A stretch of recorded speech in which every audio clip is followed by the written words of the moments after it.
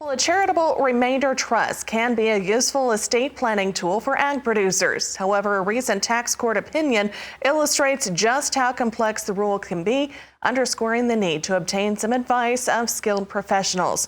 Well, Roger McEowen with the Washburn School of Law joins us now with a bit of guidance here this morning. Roger, as always, thanks for your time today.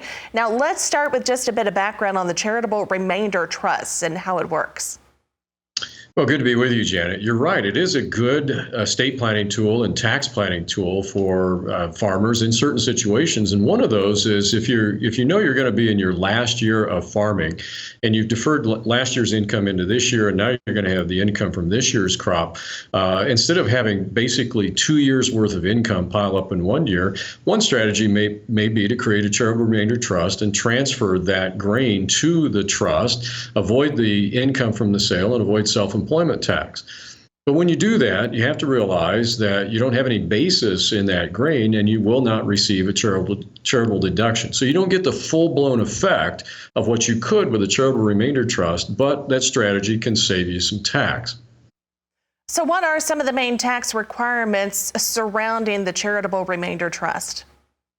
Well, to get the charitable deduction, we want to contribute property to the trust that we have an income tax basis in, which we could get a charitable deduction up to the amount of basis. So we're looking for other assets such as machinery and equipment that we haven't fully depreciated out that would not be ordinary income coming back to us. Because one of the tax rules is on the ordering of income on the payments, when the trust sells the property that you contribute to it, that will fund the annuity back to you, or the payment back to you, and the first income that comes back will be ordinary income. So if I put a crop in there, that's all ordinary income coming back to me because that's ordinary income going in. That's the characterization. So we want to be careful with that.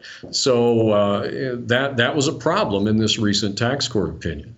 Now, can you give us a recap maybe of that case and the details?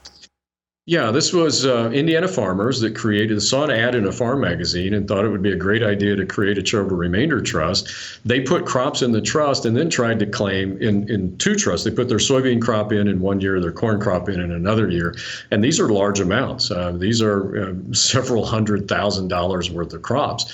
And they claimed a charitable deduction. Well, the tax court said you can't do that because you don't have an income tax basis in that. And all of the payments coming back to you are treated as ordinary income, taxed at your ordinary income rates rather than capital gain rates. So it was done wrong on numerous points. But again, these can be useful if they're set up correctly. And the point on this, Janet, is you've got to have good tax counsel that has worked with these trusts before and knows the technical rules to get the full benefits of the trust. All right, Roger, as always, thank you very much for your insight this morning. Roger McEowen, he's with the Washburn School of Law, connecting with us today on the road in San Angelo, Texas. Of course, you can go online to washburnlaw.edu for more details.